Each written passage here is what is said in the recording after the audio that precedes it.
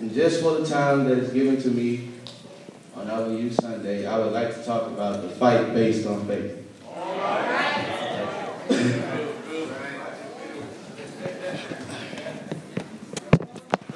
It is believed that Paul wrote this text.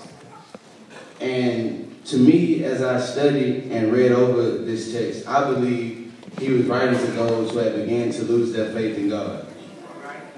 But I'm glad that Paul informs us that without faith, we cannot win our battles that we are dealing with. But now let's talk about the two types of faith that many Christians have today.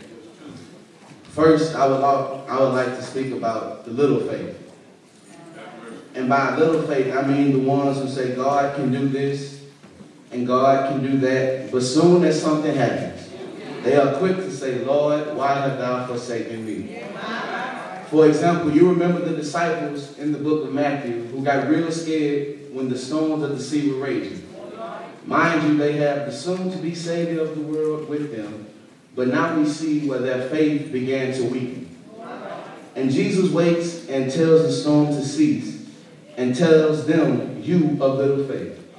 So I say all that to tell you, do not lose your faith. And lastly, as I bring my speak out to a close, we must also have the ability and the strength to show great faith. For in order to show great faith, you must believe that God is not going to leave you, nor will he forsake you.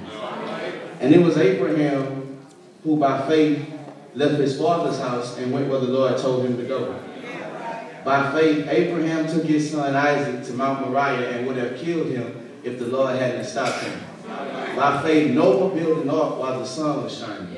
By faith, a woman who was sick 12 long years. The doctor sent her home, but I hear her saying, if I can just touch the hem of his garment, I will be made whole. But if I could leave you with something, I would like to leave you with Hebrews 11:6 that says that without faith, it is impossible to please him. For he who comes to God must believe that he is, and that he is a rewarder of those who diligently seek him.